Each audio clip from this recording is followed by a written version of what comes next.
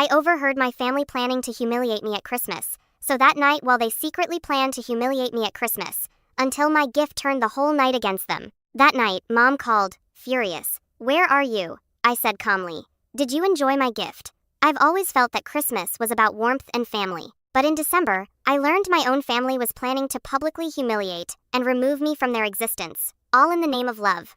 My name is Clara Bennett. I am 29, and Christmas used to be my absolute favorite holiday. Growing up in the Bennett household, festivities were always lavish.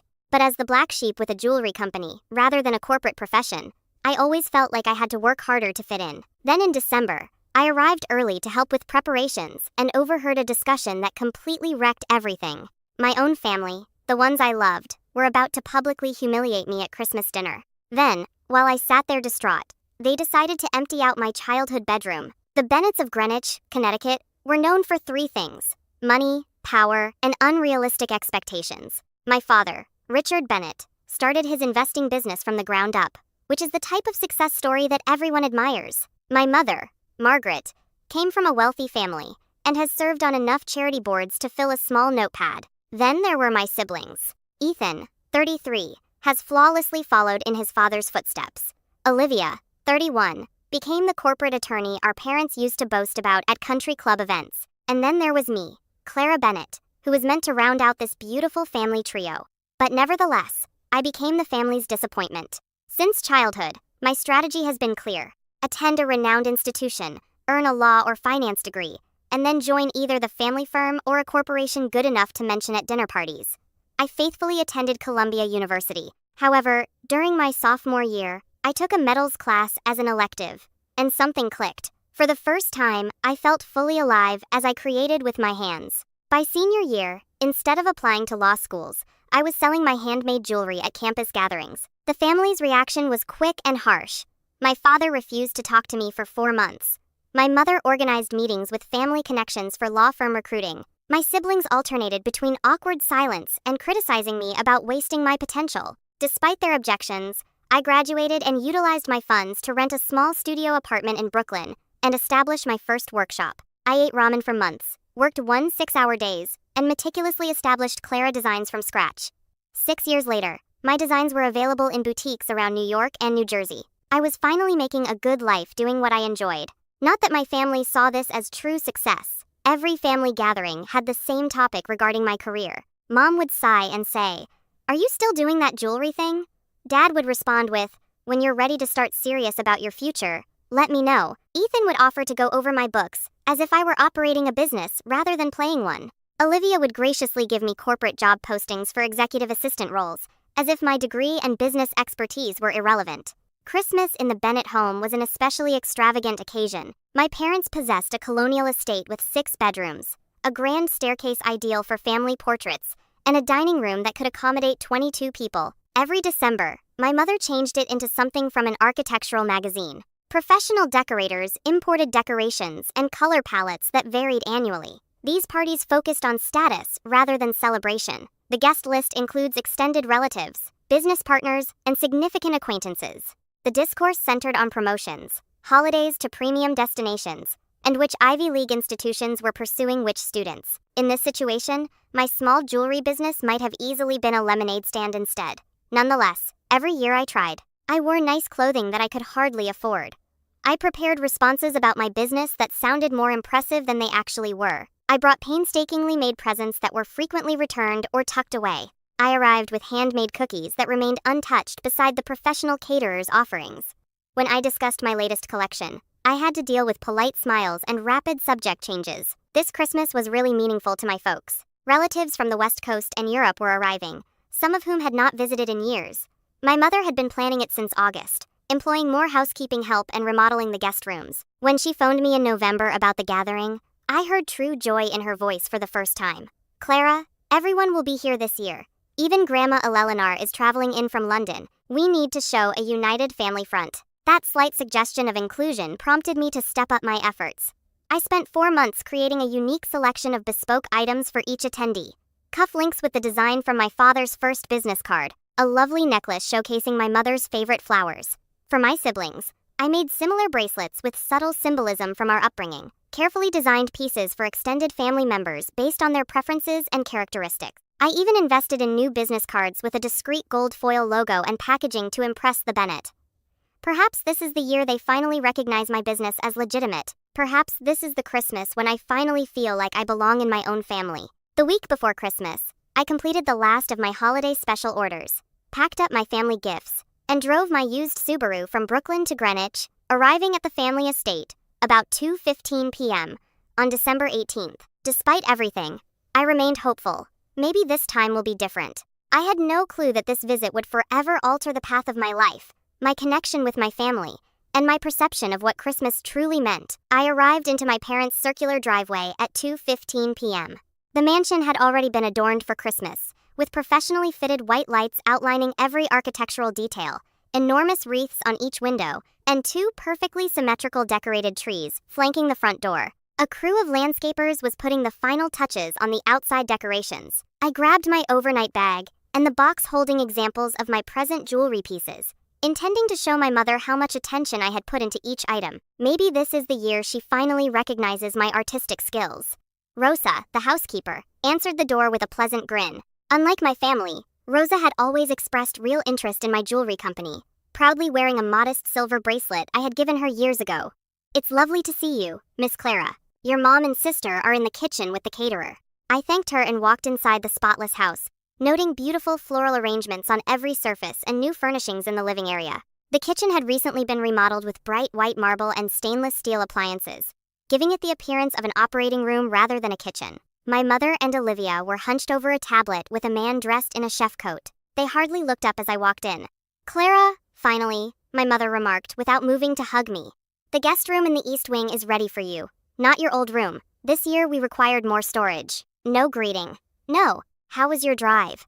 There was no mention of the fact that my former room had served as my bedroom for the previous 19 years. "Hello, Mom." "Olivia. The house looks lovely," I said, wanting to start things off well. Olivia cast a short peek upward. "You seem exhausted. The city must be wearing you down."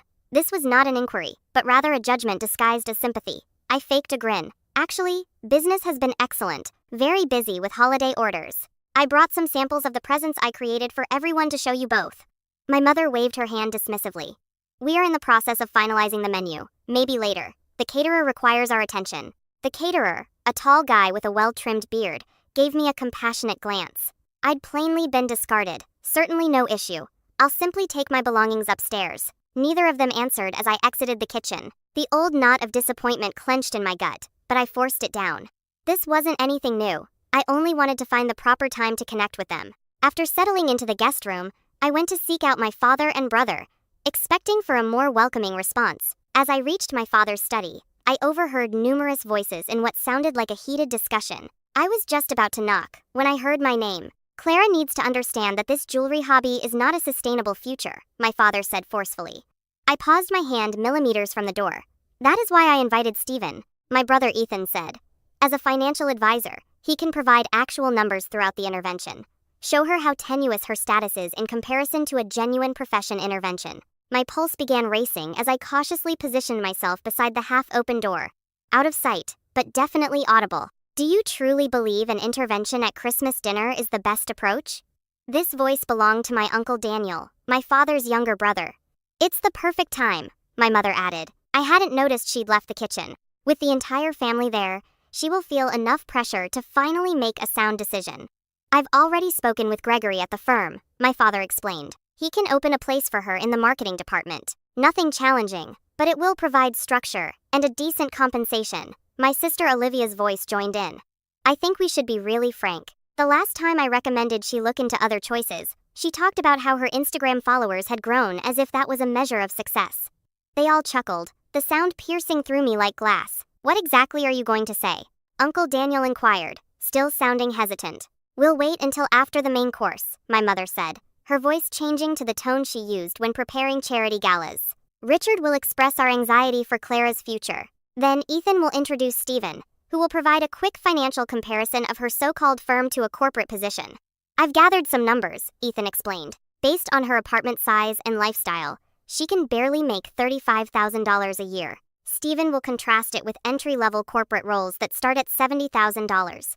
They had been studying me and determining my value based on the size of my residence. The violation seemed tangible, like a strike to the chest. I still don't understand why this needs to be done publicly at Christmas dinner, Uncle Daniel said. Because she needs to feel the weight of family expectations, my mother explained calmly. When she sees everyone's worry, she will finally realize how her decisions influence the family's reputation. The Whitman's daughter recently became a junior partner at Sullivan and Cromwell, and our daughter sells trinkets at craft fairs. It's embarrassing. Trinkets. Craft fairs. They had no idea I had progressed beyond those years, and was now supplying to reputable boutiques and obtaining frequent custom requests. They hadn't bothered to inquire. What happens if she refuses? Uncle Daniel inquired. A long hush ensued before my father spoke. Then we make it clear that our financial support ends completely. I nearly gasped out before catching myself. What kind of financial help is there? I had been completely self-sufficient since graduation. Something they would have noticed if they had paid attention to my actual life. While she is at Kenner, I have arranged for the staff to clear out her childhood bedroom completely. My mom said, Cousin Vanessa needs the space, and it is time Clara understood she cannot keep one foot in each world. My eyesight became blurry with tears. My childhood bedroom, which was packed with memorabilia, notebooks, and keepsakes, was to be cleared out as I suffered through a public humiliation. She still has those ridiculous participation trophies from grade school art classes displayed on the bookshelf. Olivia observed with a giggle, as if they supported my decision to give up a real job for this jewelry hobby. Did you see what she wore for Thanksgiving? My mother joined in, that handmade dress that looked like something from a thrift store. If I was going to insist on this creative lifestyle, I should at least dress appropriately when representing the family. Or so they believed. The outfit was developed by a friend who was starting a small fashion brand. I wore it proudly in support of her efforts. Well, maybe this intervention will finally get through to her, Ethan concluded. 29 is not too late to start over with a respectable career. I have the perfect analogy prepared. My mother replied, proud of herself. I'm going to tell her that her little jewelry business is like the macaroni art we used to hang on the refrigerator. Cute as a childhood phase, but not something to build a life around. They all laughed again, and I could hear glasses clinking in a toast. I stepped away from the door quietly, tears flowing down my cheeks. Every statement cut through years of trying to win their approval, years of shrinking myself to match their expectations, and years of seeking affirmation that was plainly never going to arrive. Their objectives were crystal clear. Ambush me, humiliate me in front of the entire extended family, compel me to relinquish my business, and remove me from the family house on Christmas Day. I wandered back to the guest room in a trance, locked the door behind me, and collapsed to the floor, my back against the bed. The lovely jewelry items I'd made for them lay in their velvet boxes, each signifying hours of effort, thought, and love that they'd never appreciate or comprehend. For the first time, I could see with crystal clarity what my family thought of me and my decisions. This was neither rough love nor misdirected worry. This was control, manipulation, and a basic disregard for who I truly was. I can't recall packing my overnight bag. I do not recall walking down the rear stairs to avoid being noticed. I don't recall the brief talk with Rosa during which I murmured something about an emergency in the city. The next vivid recollection I have is of sitting in my car at a highway rest stop, my hands trembling so terribly that I could hardly grasp my phone. I contacted Emily, my best friend from college, and the person who assisted me in setting up my first jewelry stand at a local market. She answered the second ring. Hello, Clara. Are you already in the family complex of doom? How awful has it been this year? The sound of her voice, so familiar and compassionate, pierced through the shock that had numbed me. I fell into tears, scarcely able to form sentences between sobs. They were planning an intervention at Christmas dinner. Financial shaming. Clearing out my room. Whoa. Slow down, Emily said, her voice quickly changing to concern. Where are you now? Are you safe? I gazed about at the well-lit rest area, where generic Christmas music played weakly from outside speakers. I am at a rest stop. I left. I couldn't remain after what I had heard. Good. You should not be driving so upset. Okay. Just breathe for a minute. I followed her advice, taking many deep breaths. As she patiently waited on the phone, after a few minutes, I was able to calmly describe all I had overheard. Emily listened without interrupting, and then said just what I needed to hear. Those utter devils. Clara, you realize none of what they said is true, right? Your business is genuine and prosperous. You are both talented and hardworking. They're just too focused on their limited idea of success to recognize it. But what if they're correct? I muttered, old insecurities resurfacing. What if I'm simply playing at business while everyone else is pursuing serious careers? Are you kidding me, Clara? You declined wholesale orders last month because you were at full manufacturing capacity. You have a wait list for bespoke items. You have recently recruited your first part-time helper. Those are not the signs of a failing business or hobby. She was correct. While I had minimized my achievement in front of my family to avoid criticism or having to justify my decisions, the truth was that Clara Designs had grown consistently year after year. I had just been approached by a big shop about stocking a diffusion line of my most successful items. I was thinking of renting a larger workshop area to meet the expansion. Why do I still care what others think? I asked, brushing away tears. Why, after all these years of ridicule and criticism, am I still seeking their approval? Because they're your family, Emily answered softly, and because they trained you from infancy to judge your value by their standards. Breaking that conditioning is a difficult task. As we talked, memories of other dismissals and humiliations surfaced. The time my mother introduced me to her friends as still finding her way when I was 24. The business school graduation where my father spent the entire dinner discussing Ethan's new promotion. And the Thanksgiving when Olivia asked if I needed money for proper clothes in front of everyone. Each episode had hurt, but I had always made explanations for them and worked harder to get their favor. Would you like to stay with me tonight? Emily offered. You shouldn't be alone after this. Thanks, but I believe I need my own place to process. I will contact you tomorrow once I've gotten some sleep. After we hung up, I drove back to my Brooklyn apartment on autopilot. My family perceived the little two-bedroom as a symbol of failure, but when I shut the door behind me, it seemed like a shelter. This room, paid for solely by my own labor, symbolized a freedom they would never comprehend. I strolled through the apartment in a fog, focusing on the facts of my real life, rather than the fictitious failing that my family had created. The wall was covered with framed press clippings from design blogs and local magazines that had promoted my work.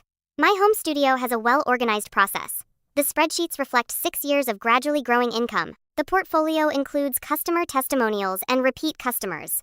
I opened my laptop and checked the email that I had been putting off responding to for 3 weeks. Sterling and Sage, a major store, offered a big chance to exhibit a collection of my works in their spring catalog with a minimum purchase that would treble my yearly earnings. I was unsure about increasing output while preserving quality. But then the decision seemed apparent. This was a realistic business opportunity that any serious entrepreneur would recognize as significant. I glanced at childhood photographs still on my bookshelves, including my family at the beach when I was 11. Everyone smiling for the camera and my high school graduation with my parents proudly surrounding me. Were those genuine moments or staged performances for public consumption? Had they ever genuinely embraced me for who I was that night? I scarcely slept, alternately crying, angry, and experiencing a weird feeling of clarity when the agony subsided. By dawn, fatigued but calmer, I understood I had to make a basic decision. Continue chasing acceptance that would never come or emphasize my own well-being and value. For the first time, the answer was plain. I deserved more than what occurred yesterday. I deserved more than what they had planned. I deserved to be recognized and cherished for who I truly was, not who they wanted me to be. The insight did not instantaneously remove 29 years of emotional training, but it did provide a tiny, firm foundation on which I could stand and start building something new. The next morning, I awoke with puffy eyes and unusual clarity. My phone showed 3 missed calls from my mother and a text message that simply said, "Where are you? The caterer need final numbers. Don't worry about my hasty departure. There are no questions concerning my health, just the logistics for her ideal Christmas party." I put down the phone without replying and poured myself a cup of coffee. As I sat at my modest kitchen table surrounded by jewelry designs and purchase forms, an idea began to shape in my head. For once, I would not be emotional or impulsive. I would be smart and methodical, just as I had been while starting my business. First, I phoned my therapist, Dr. Lang, and described the scenario, requesting an emergency session. Fortunately, she had an opening that afternoon. "What you overheard was emotional abuse, Clara," she said during our session. "Their planned intervention was not about helping you, but about controlling you and bringing you back in line with their expectations." "But they're my family," I murmured, the words sounding hollow even as I spoke. "Families should provide love, support, and respect," she added. "Being connected by blood does not give somebody the power to belittle you or influence your life decisions. You established a thriving creative business on your own terms that merits praise, not interference." We spent the rest of the session talking about healthy boundaries and the pain that comes with embracing family members for who they are, not who we wish they were. By the end, I had created an emotional framework to support the practical strategy that was taking shape in my head. Back in my flat, I devised a thorough action plan, breaking everything down into small steps. Step 1. Cancel my presence at the family Christmas party without contacting them directly. When I didn't show up, they would find out about it. Step 2. accept Sterling and Sage's offer to include my work in their spring catalog. This was a business choice I was considering anyhow, but the timing felt both symbolic and practical. Step 3. Plan an alternate Christmas party with my chosen circle of friends who have consistently supported my aspirations and appreciated my work. Step 4. Schedule delivery of the family gifts I had already produced together with customized messages to my parents' home on Christmas Eve when I was anticipated to arrive. Step 5. Set explicit boundaries for any future encounters with my family, including what behaviors I will and will not tolerate. Step 6. Retrieve my childhood belongings from my parents' home before they are thrown. The final phase offered the most difficult obstacle. I phoned a legal acquaintance who specializes in property rights for guidance. She reinforced my fears. Since I moved out years ago, everything I left in my parents' home may be deemed abandoned property. However, she advised writing a certified letter declaring unequivocally that I did not leave my personal property and plan to collect it, which would serve as a legal record of my desire. I wrote the letter right away, describing particular objects of emotional importance in my childhood bedroom, such as notebooks, picture albums, artwork, and jewelry-making materials from my early years. I sent it certified mail that afternoon. Next, I phoned Emily to tell her about my ideas and begged for her assistance. Without hesitation, she gave us her family's vacation cottage in the Catskills for our alternative Christmas party. "It's beautiful in the winter," she remarked. "There's a large stone fireplace, enough bedrooms for everyone, and it's only 2.5 hours from the city. My parents seldom use it for Christmas since they travel to Florida." I contacted the friends who had become my true support system over the years. Noah, my first retail partner who had given my jewelry a chance in his boutique. Claire, a fellow maker who shared studio space with me during my second year of business. And Adam, Emily's husband, who had assisted in the construction of my display racks and website. Each quickly consented to participate in what Claire named our chosen family Christmas. The executive at Sterling and Sage was astonished but delighted with my rapid acceptance of their offer. We planned a meeting in early January to discuss designs and manufacturing timeframes. For the gifts, I used a high-end delivery service that specialized in personalized gift presentations. The owner was captivated by my narrative and promised to personally deliver each meticulously wrapped piece on Christmas Eve, ensuring they arrived at the ideal time. With each stage done, I experienced a weird combination of grief and liberty. The grief was for the familial bond I had always desired, but never achieved. The emancipation came from finally accepting this fact and deciding to prioritize my own well-being. I spent the following 3 days preparing for our alternative party, including buying food, arranging activities, and making tiny homemade gifts for my pals. I purposefully kept myself occupied, knowing that idleness would only lead to uncertainty and second-guessing. 3 days before Christmas, my parents' lawyer responded to my certified letter rather than personally. It said coldly that I may make an appointment to pick up my stuff after the holidays with a staff person there to monitor. The formal, impersonal quality of the response reaffirmed that I had made the correct decision. On December 23rd, I packed my car with gifts, food, and winter clothes, preparing to go to the Catskills the next morning. That night, I sat in my peaceful apartment, gazing at my Christmas tree, a modest but tastefully decorated fir that symbolized my independent lifestyle. For the first time since hearing my family's plans, I was entirely convinced of my decision. I was no longer ready to conform to their limited concept of success. I would no longer apologize for pursuing a path that led to fulfillment rather than status. I would no longer accept being considered as inferior because my dreams were different from theirs. Tomorrow would usher in a new tradition based on mutual respect and true affection rather than duty and appearances. As terrible as the rupture was, it seemed like the first genuinely authentic Christmas in my adult life. December 24th dawned bright and beautiful, ideal for the journey to the Catskills. The forecasted snow later that evening, offering the white Christmas that everyone wishes for, but rarely sees in the metropolis. I finished packing my car and took one final glance at my apartment, which was decked with handcrafted ornaments and natural garlands that my mother would have scorned as crafty instead of exquisite. Everything felt right. The journey upstate was pleasant with holiday music playing, and the scenery transitioning from urban to country. By lunchtime, I had arrived at the cabin, a magnificent timber edifice hidden among snow-dusted trees. Smoke was already rising from the chimney, indicating that someone had come before me. Emily raced through the front door as I parked, racing over to assist with my luggage. "Welcome to Freedom Christmas," she said with a grin. "Adam and I got here an hour ago to start the fire and unpack the groceries." The cabin's interior was everything a winter hideaway should be. High ceilings with exposed beams, a big stone fireplace with a roaring fire, comfy couches set up for discussion, and windows that showcase the woodland views. Adam was in the open kitchen emptying grocery bags while Christmas music played gently from concealed speakers. "This is perfect," I replied, feeling my shoulders relax for the first time in days. Throughout the day, more arrived one by one. Noah sent cases of wine from his brother's vineyard. Claire arrived carrying her delicious handmade pies and bread.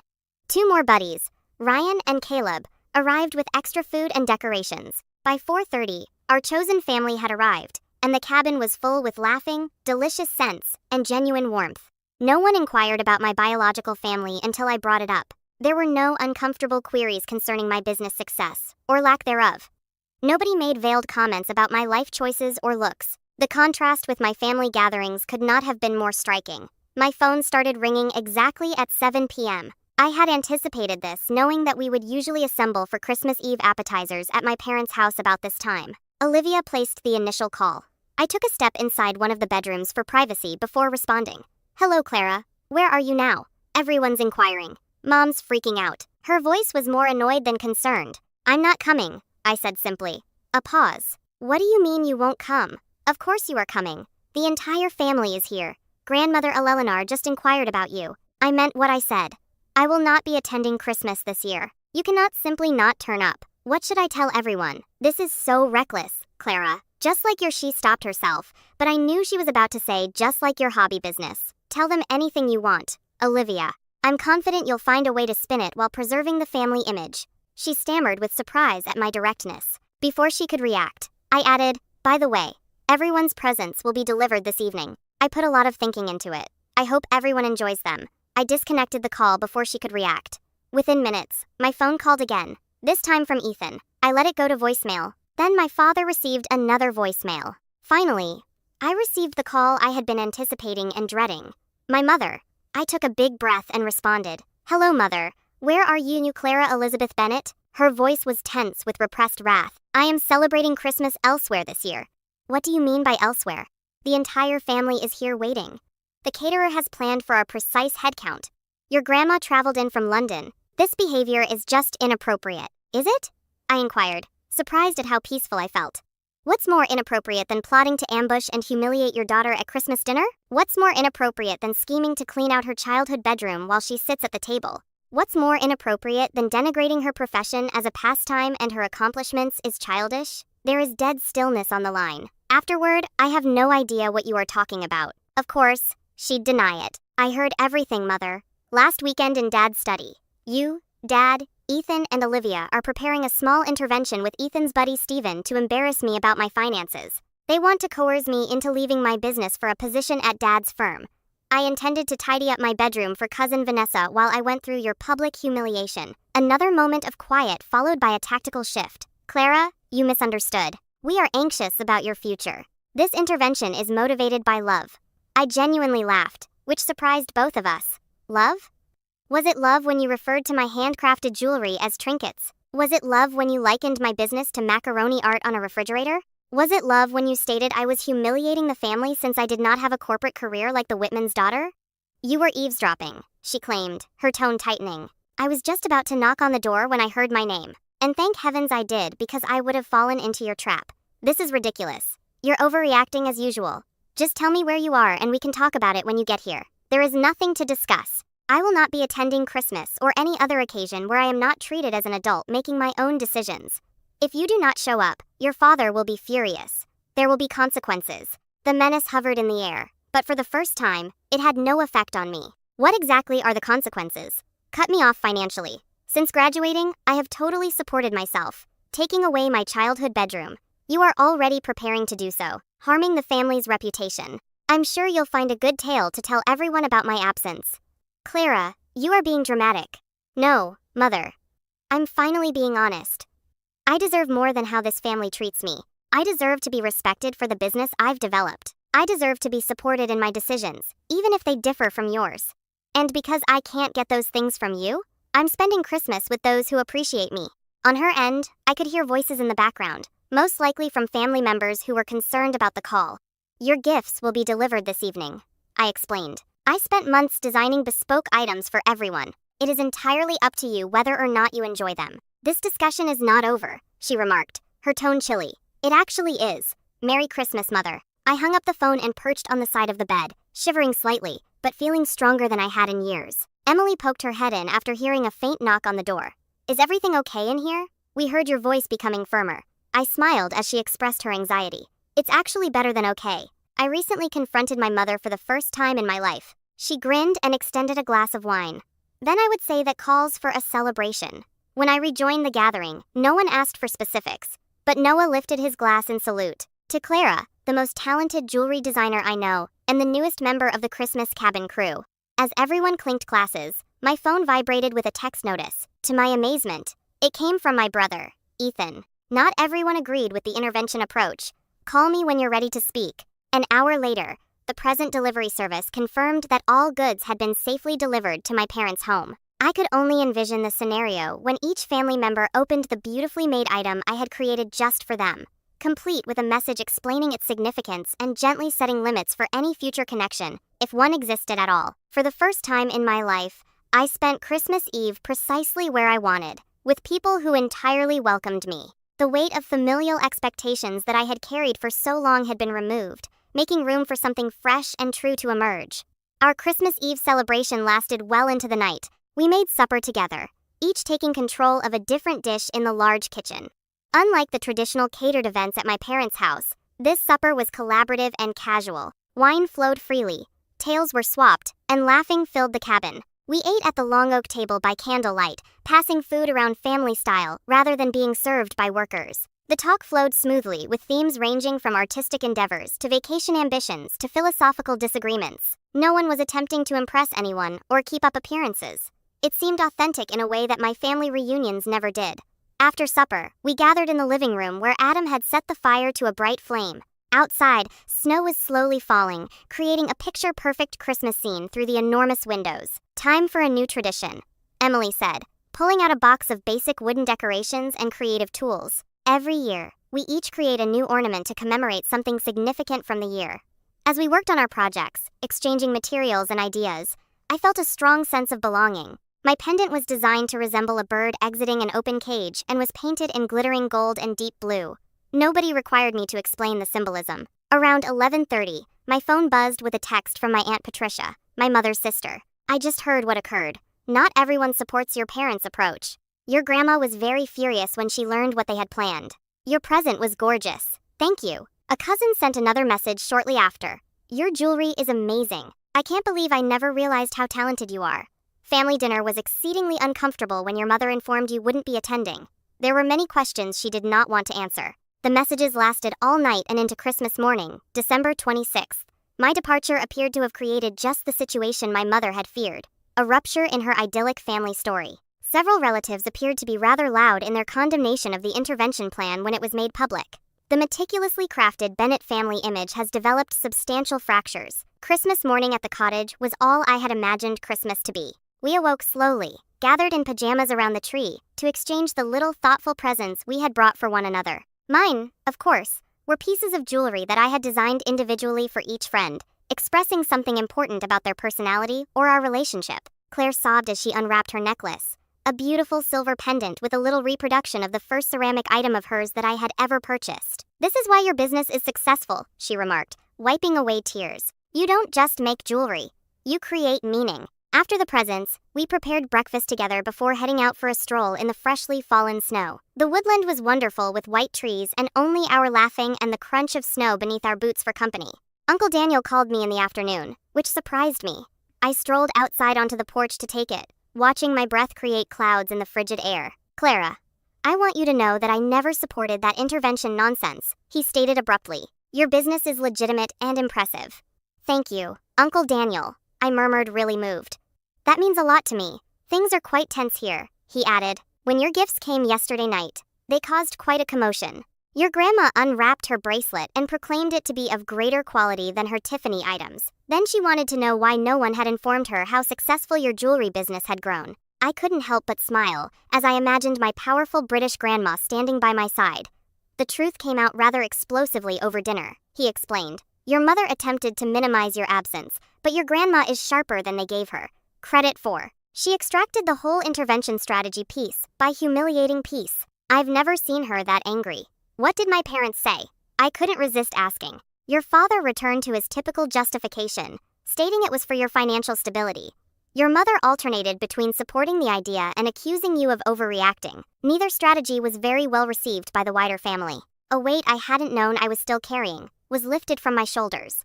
It was important that others in the family understood the inappropriateness of what had been planned. "There's something else you should know," Uncle Daniel explained, his voice softening. "I went through a similar experience with your grandpa when I chose architecture over entering the family company. It took him years to embrace my path, but he ultimately did. Don't rule out the prospect of reconciliation, but be strong in your limits." After we hung up, I rejoined my buddies inside and shared some of our talk. Their encouraging comments confirmed that I had made the right decision by selecting this genuine celebration above an appearance at my parents' immaculate but artificial event. Late that evening, as we sat around the fire playing board games and eating leftovers, my phone notified me of an email from Sterling and Sage. They checked my portfolio again and increased their first purchase by 40%. They also wanted to include me in their spring advertising materials as an upcoming designer to watch. I shared my phone around, receiving exuberant congrats, and knew that this chance would revolutionize my firm over the next year. The timing felt symbolic. This professional confirmation arrived just as I had ceased seeking acceptance from those who would never genuinely provide it. The irony wasn't lost on me. By rejecting my family's Christmas and their involvement, I made room for the exact type of achievement they said they want for me. Although on my own terms rather than theirs. As the night progressed and people retired to their rooms, I remained at the window watching the snowfall. For the first time in my adult life, I felt entirely in sync with my own beliefs and decisions. The sorrow of familial rejection was still present, a subtle aching underneath the joy of the day, but it no longer defined me. I had chosen myself, and as a result, I realized that I was surrounded by those who had chosen me just as I was. January provided crisp, bright days and a new beginning. 6 weeks after the Christmas that changed everything, I stood in my new workshop space, which was double the size of my former studio, with wide windows for natural light and enough room for 3 helpers to work alongside me. The Sterling and Sage order had required the extension, and my designs would be prominently featured in their spring catalog, bringing them to a national audience. Since the introduction of our alliance, business inquiries have surged fourfold. I was no longer a struggling artist, but rather the proprietor of a thriving little business with real momentum. My family circumstances has shifted in numerous ways since Christmas. As Uncle Daniel anticipated, various individuals reacted differently to my boundary establishing. My mother remained coldly professional in her occasional conversations, arguing that I had misinterpreted their intentions and overreacted. She had made up a narrative for her social circle about my absence during Christmas, something about an emergency with a key customer that simply couldn't wait. The story protected her image, while eliminating my agency and choice not to go. My father had sought to establish authority in the only manner he knew how, by sending an email describing financial predictions for my company based on entirely incorrect assumptions about my sales and costs. The document contained a time frame for when I would need to accept reality and enter the corporate world. I answered with a concise but professional note, thanking him for his concern while assuring him that my company was profitable and expanding. I did not present data or facts that he may criticize or disregard. Olivia stayed distant, clearly aligned with our parents' viewpoint, but Ethan had reached out several times, each talked little more open than the previous one. During our most recent chat, he asked serious questions about my creative process and company plan, and he appeared genuinely interested in my responses. "I never realized how much strategic thinking goes into what you do," he told me. "It is not only about producing attractive things. You must foresee trends, manage production, and develop client connections. It's actually quite comparable to what I do, but in a very different business." This tiny acknowledgement that my job required actual business skills rather than merely an extended craft endeavor felt big coming from him. The most surprising revelation came from extended family members. My grandma had given me a handwritten note expressing her enthusiasm for my business drive and superb workmanship, as well as an invitation to visit her in London. Several cousins had placed orders for unique works, seeing me as a professional rather than a family oddity. Regarding my childhood items, I had booked an appointment as directed by the lawyer's letter and appeared with Emily for moral support.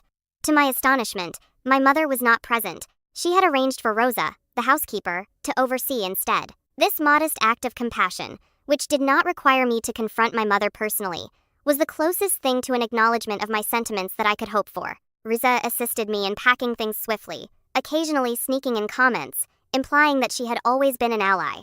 "Your mother tried to donate your jewelry-making tools to the community center," she murmured at one point. "But I told her they were expensive, and she should wait until I made a decision. She wasn't knowledgeable enough about them to debate." The notebooks, photos, and memorabilia were now kept in my apartment as physical memories of a childhood that had impacted me in both positive and unpleasant ways. I was gradually going through them, maintaining what still had meaning and letting rid of things I just cherished because they reflected family acceptance. My friends, my chosen family, have been unwaveringly supportive during this process. Our Christmas cabin party was so wonderful that we decided to make it an annual tradition. Several friends had scheduled appointments for therapy after seeing how I was working through my family issues with professional aid. Dr.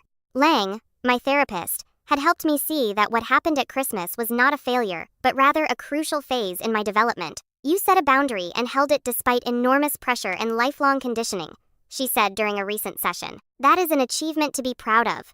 She was correct. Through this difficult process, I discovered strength that I had not realized I possessed. I'd created a business that mirrored my principles and ambitions. I built connections based on mutual respect, rather than duty. I'd learned to trust my own judgment about what success and contentment meant to me. Most significantly, I'd realized that leaving toxic settings, even if they're wrapped in family connections and holiday traditions, may make room for genuine joy and progress. Sometimes the most loving thing you can do for yourself is refuse to participate in your own demise. As I set the equipment in my new studio, ready for a fruitful day of creation, I thought about how my life could have turned out differently if I hadn't overheard that talk. I might have spent many more years chasing acceptance that never came, shrinking myself to match standards that were never meant to accommodate who I actually was. Instead, that traumatic finding had opened a path to freedom. Not the freedom from family that my parents had promised as punishment, but the freedom to define my own worth, set my own boundaries, and live a life that reflected my ideals.